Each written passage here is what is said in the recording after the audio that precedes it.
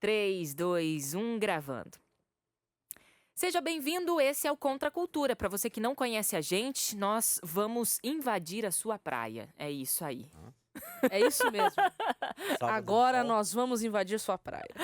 Você vai ser impactado aqui com essa galera, com a mensagem que a gente está trazendo.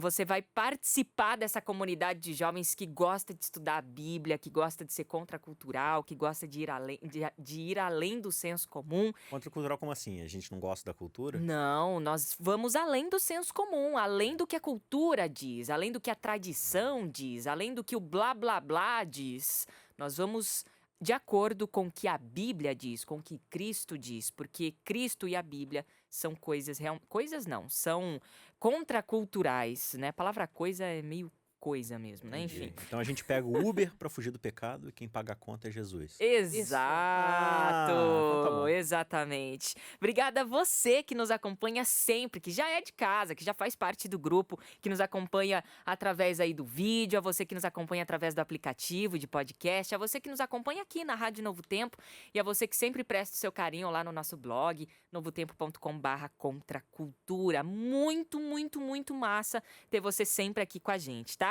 Essa é a série, o quinto evangelho, tá? Da lição da Escola Sabatina. Para você que não sabe, os nossos episódios são guiados pela lição da Escola Sabatina, que tem por título esse trimestre, Salvação Somente pela Fé, o livro de Romanos.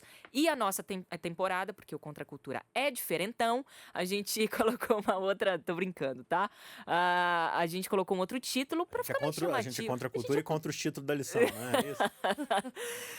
Não contra exatamente. a lição, não no mas sentido de ser contra ela, mas de estar além, tentando ir além. vamos ir além para chamar a atenção da galera. São só estratégias publicitárias, Exatamente, né, porque Bianca? temos um publicitário ótimo Fazer um entre nós, que é Isaac marketing. Rezende. É o risadinha. E o Risadinha, ele é ótimo com os títulos, e aí ficou o quinto evangelho, porque nós temos 4 evangelhos, mas Paulo, assim, veio agregar tanto, veio complementar tanto, que é quase um quinto evangelho na Bíblia, né? Sim. E aí nós estamos já caminhando, minha gente, pro 8º episódio desta série de 13 episódios. O tempo passa e o tempo corre. O título, Mortos para a Lei. Ela está aqui com a gente para conversar sobre isso. Mayara Costa, Oi, Bia. tudo bem? Tudo bem, graças a Deus. Tá feliz, Mayara? Eu estou feliz. Empolgada, Mayara? Empolgada. Então, Morta? Morta. Também. Isaac Paradigma. Rezende, você? Paradoxo. Eu tô sempre morto, né? Oh, Eu sou um cristão cansado. um cristão cansado. Tenho o que fazer muito em relação a isso. Mas Seja mais uma vez bem-vindo, Isaac Rezende. quando você estiver pagando meu salário, eu vou estar Tá tudo certo, tudo né? certo. Tá ótimo. O salário que eu te pago é sim Sensational. sensacional. Muito bem. Vamos lá então pro capítulo 7, né? No episódio anterior a gente falou sobre o capítulo 6. E a gente vai estudar hoje o capítulo 7. O que mais me chamou a atenção já de cara foi o intertítulo aqui. Semana passada, Libertos do Poder do Pecado. E essa semana, Libertos da Lei. É interessante esse intertítulo mesmo, porque ele parece algo contraditório, paradoxal. Exato. Então, livres do pecado. Nossa, que legal. Agora eu vou obedecer a Aí- lei, vou né, seguir certinho o que os 10 mandamentos diz. Aí Aí vem chega Paulo e Paulo e diz, fala, não, mas você tá livre você tá da lei livre também. disso aí também. Ou seja, a liberdade está vindo de onde? O que esse negócio de Não, liberdade? e mais, e tal? né? Peraí, então quer dizer que a lei tem relação com o pecado tem relação com a lei? Que coisa mais estranha. É o que nós vamos entender hoje. Então, vamos dividir aqui esse capítulo para a galera acompanhar também, do 1 ao... Dá pra ler agora do 1 ao 4. Do 1 ao 4? Que é o texto mais controverso do capítulo 7 de Romanos, é esse do 1 ao 4. Lembrando, então, só para contextualizar, o último versículo de semana passada, do 6, né? Pois o salário do pecado é a morte, mas a dádiva de Deus é a vida eterna em Cristo Jesus, o nosso Senhor. Ou seja, fomos livres do pecado através do sangue de Cristo. A gente nunca pode perder o fio da meada e nem perder a linha de raciocínio de Paulo desde o começo. Porque Paulo não escreveu com um capítulo e versículo, né? Ele está escrevendo um texto corrido. Então ele começa lá dizendo que Deus ele está irado, isso voltando lá pro comecinho, bem pro comecinho mesmo, lá no verso 17 e 18 do capítulo 1, né? Que Deus está irado, Deus está zangado e a ira dele é contra o pecado. Aí ele vai explicar depois que não tem nenhum ser humano, por melhor que se ache, né? Se considere que esteja livre de ter o pecado, e aí ele vai mostrar qual é a condição humana, depois qual é a solução de Deus para essa condição humana, da onde é que veio essa condição, ele vai explicar. Aí o 6 que nós vimos no último episódio, qual é o efeito, né, que a graça tem sobre a vida daquele que a recebe, e agora no 7 ele ainda vai continuar nessa linha de raciocínio, mostrando algumas coisas interessantes que vão continuar acontecendo na vida do cristão. Muito bom. Então, Romanos 7, 1 a 4. Agora, irmãos, vocês que conhecem a lei, não sabem que ela se aplica apenas enquanto a pessoa vive? A perguntinha de Paulo logo de cara. Já começa as perguntinhas. Por exemplo, quando uma mulher se casa, a lei a une a seu marido enquanto ele estiver vivo. No entanto, se ele morrer, as leis do casamento já não se aplicarão à mulher. Portanto, enquanto o marido estiver vivo, se ela se casar com outro homem, cometerá adultério. Mas se o marido morrer, ela ficará livre dessa lei e não cometerá adultério ao se casar novamente. Assim, meus irmãos, vocês morreram para o poder da lei quando morreram com Cristo e agora estão unidos com aquele que foi ressuscitado dos mortos. Como resultado, podemos produzir uma colheita de boas obras para Deus. Então vamos entender aqui, ele está fazendo uma analogia, né? E Paulo era muito bom nisso.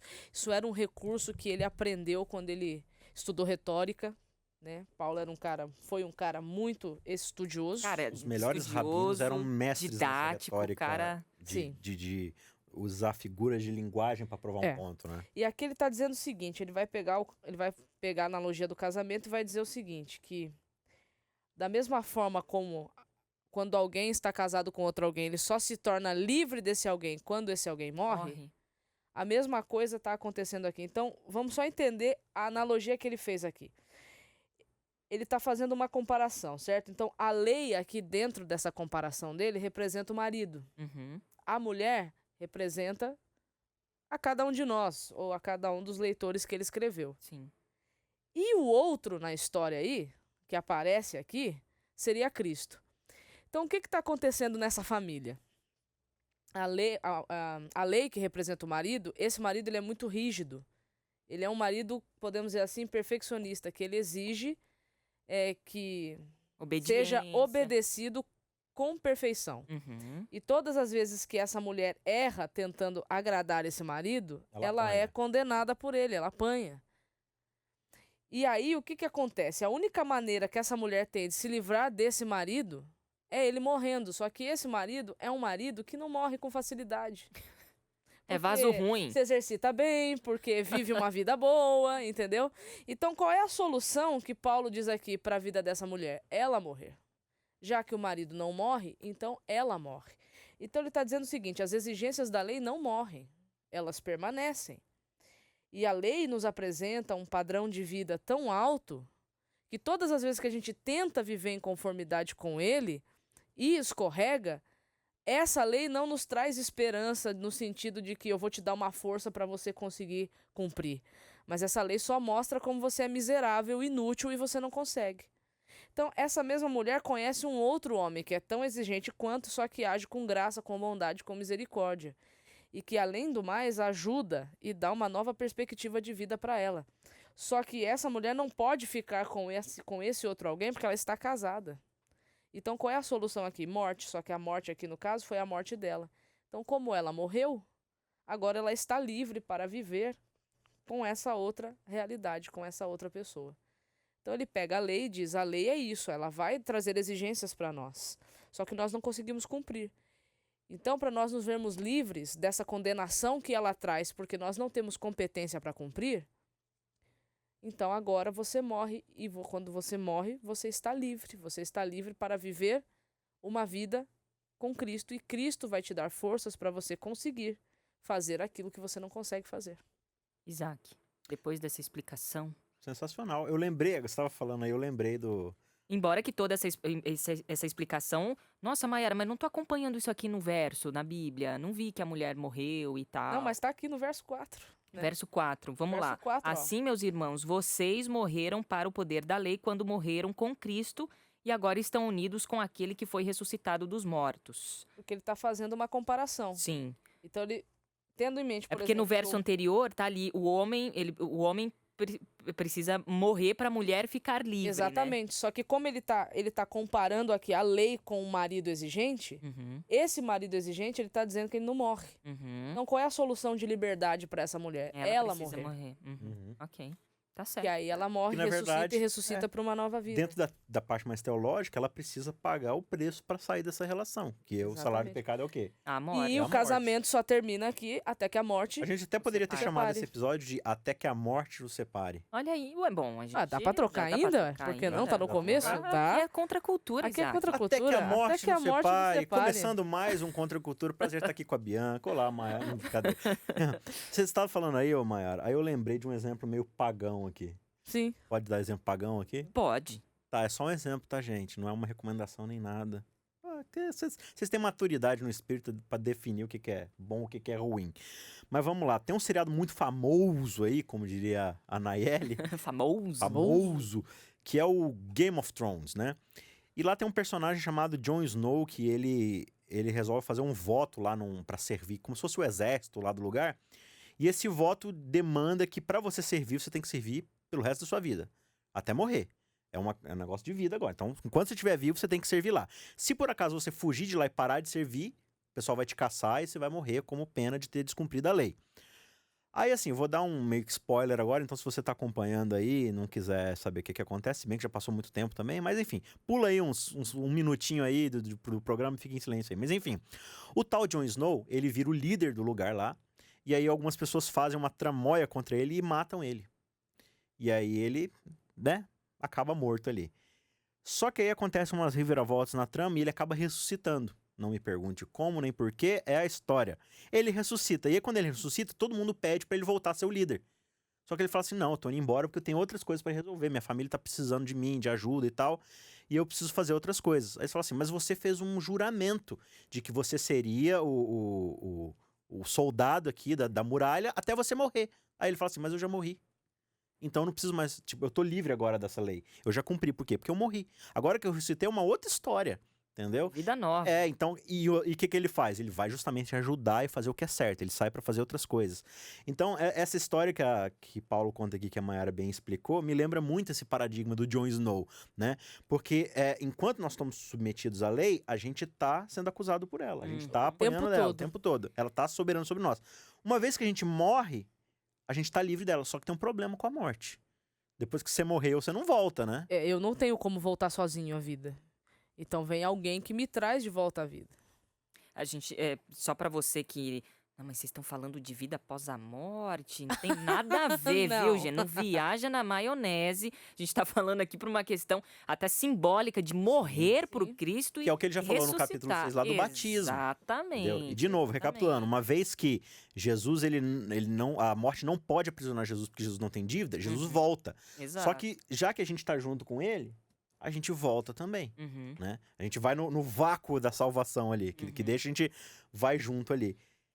E a Bianca tinha perguntado onde que a gente encontra isso no texto, né? Porque é a resposta do verso 1. Porque ele diz assim, ó, vocês estão ignorando, irmãos, que a lei tem domínio sobre o homem toda a sua vida, então vou contar uma história pra vocês. Aí ele usa a analogia do casamento. E o legal é que você colocou nessa analogia, você não, a Bíblia, você explicou, trouxe mais clareza, de que quem morre é a mulher e não a lei. Exatamente, então a lei permanece.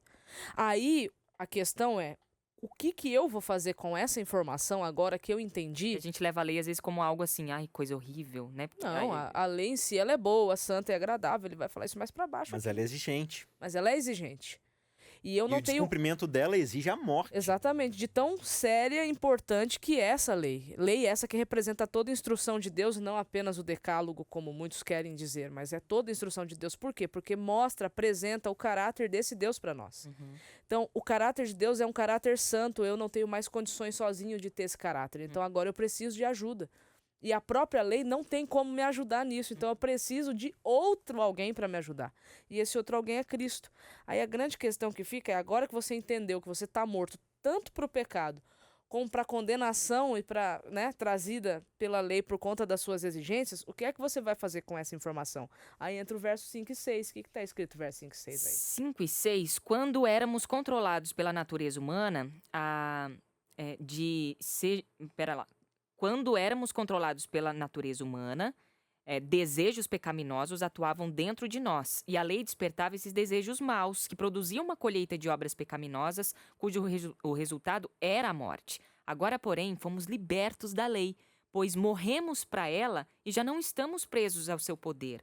Podemos servir a Deus não de maneira antiga, obedecendo à letra da lei, mas de maneira nova, vivendo no Espírito. A leitura que a gente faz aqui pode nos causar a impressão de que a lei é malvadona Aham, e de que a lei faz a gente pecar. sim. Mas, na verdade, o que Paulo está falando aqui? Olha, quando a gente tinha a natureza humana, né, que são os desejos pecaminosos, e eles faziam o que com a gente? Nos controlavam. Então, a gente era controlado por um jeito de viver. E esse jeito de viver, ele é baseado na rebeldia. Eu não aceito a soberania de Deus sobre a minha vida, eu vou viver do meu próprio jeito, assim como a Eva fez. Aí, eu tava vivendo lá do meu próprio jeito. Vivia, fazia o que eu queria. Não sabia o que era certo e errado, vivia do jeito que eu queria viver. Aí, um dia, a lei chegou pra mim e falou assim, matar é errado. Eu sei que é errado? Sei. Eu sei que é errado. A lei é boa. Ela quer preservar as pessoas. Só que o desejo pecaminoso, essa natureza rebelde que tá dentro de mim, fala assim, eu sei que tá certo, mas eu sou rebelde e eu não vou obedecer.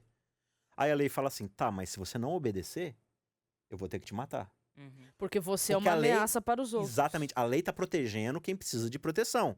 Então, ela fala assim, quem eu precisar matar pra proteger o outro, eu vou fazer isso. Então ela fala, ó, cara, mas não... Sabe aqueles seriados policiais que o policial tá apontando uma arma pro bandido e o bandido tá apontando uma arma pro refém? Fala assim, cara, não faz isso, se você atirar, eu vou ter que atirar em você.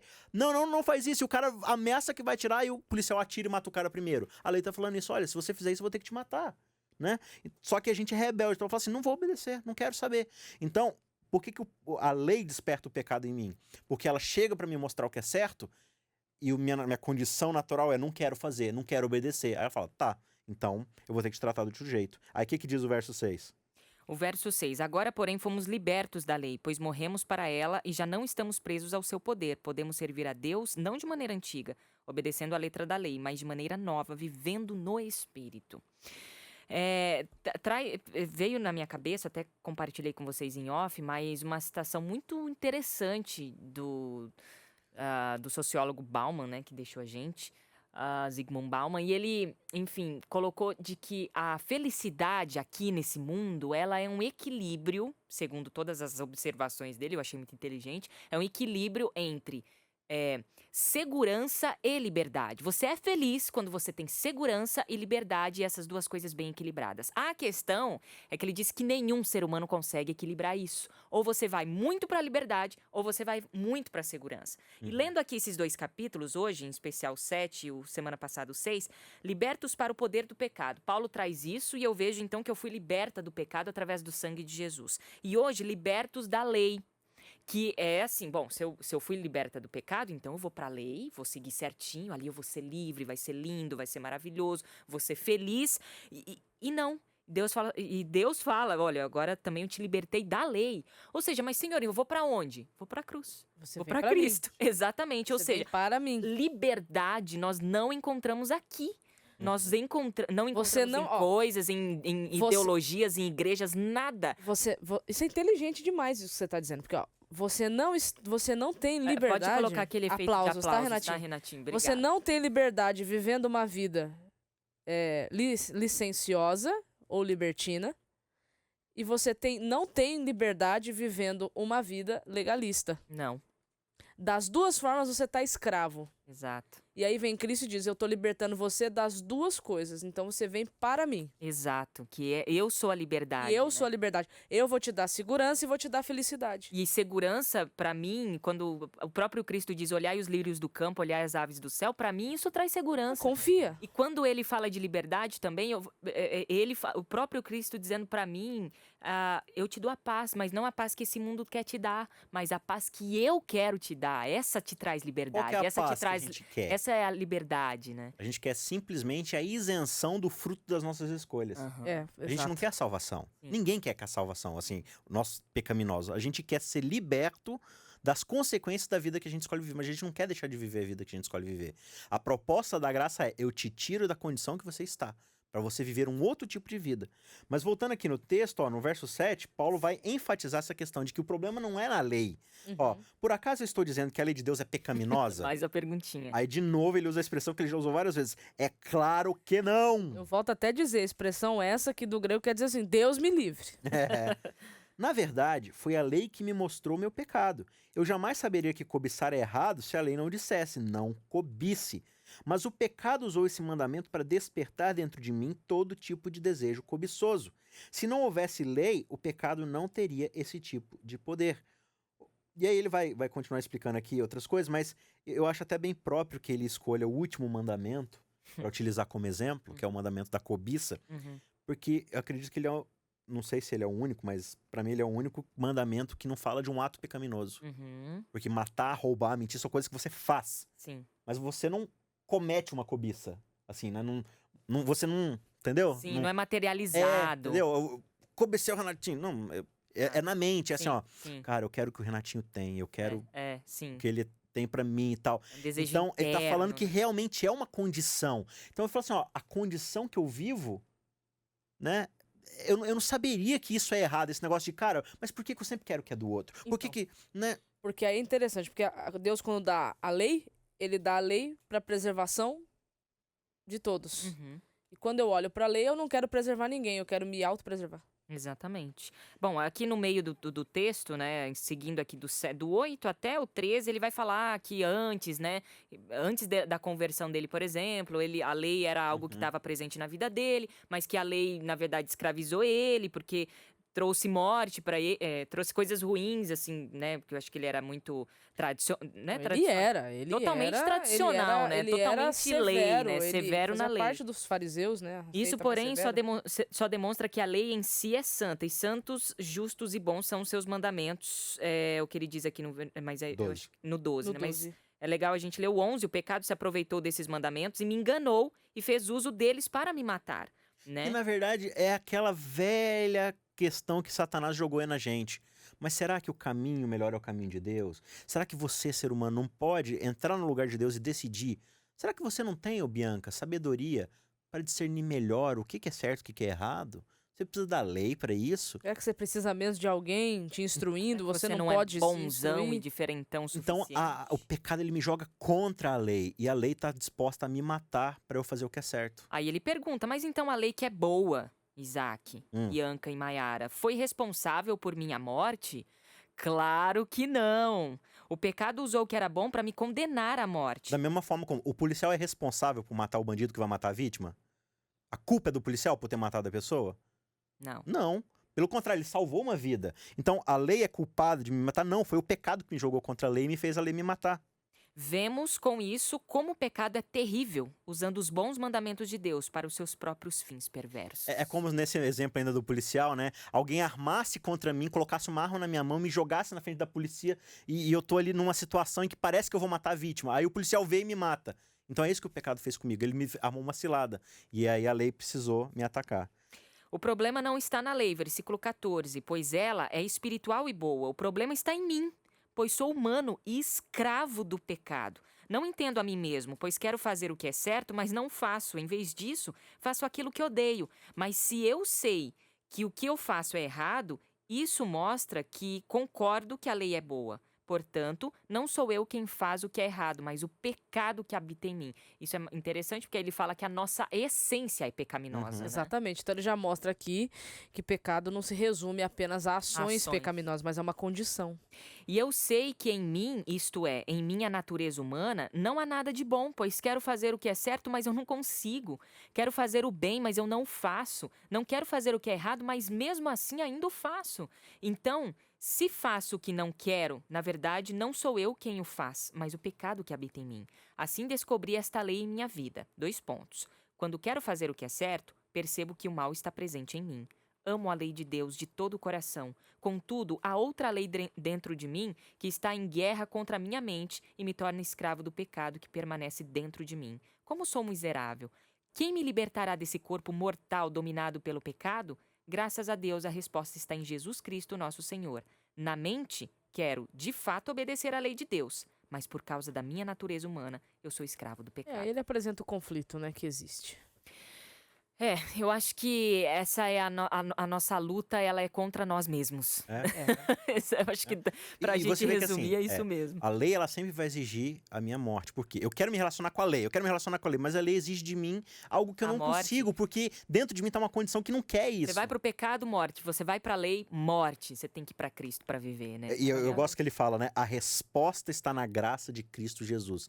É me relacionando com ele que aí eu passo por cima do que a lei representa e vivo além do que a lei exige de mim. Então, aqui nós não estamos tendo permissão de Paulo para continuarmos vivendo uma vida pecaminosa só porque a gente não consegue. Muito pelo contrário. Quando eu vejo que eu não consigo, aí eu vou recorrer àquele que conseguiu por mim e que pode me completar e me preencher em tudo aquilo que me falta. Muito bem, que a graça de Jesus seja realmente derramada e aceita por nós, né? Que possamos, de fato, não seguir ações de Cristo, mas viver essa intimidade com Ele. É um relacionamento totalmente pessoal, né? A gente não segue as ações de Cristo, mas a gente segue o O Cristo. Cristo. Isso. Acho que essa é a grande questão. Bom, até semana que vem, né, galera? Até a semana que vem. Romanos 8. Romanos 8. Mais um episódio aqui do Contra a Cultura. E você é o nosso convidado sempre. Obrigada pelo seu carinho, Isaac. Até semana que vem. Até semana que vem. Maiara Costa, Até a semana que vem. Senão eu não fecho direito o episódio. Eu fico muito triste quando eu não faço sim. isso. Tchau, Renatinho. Até semana que vem. Valeu. Tchau, mundo. Tchau, flores. Tchau, mundo. céu. Tchau, flores. Eu vou fazer.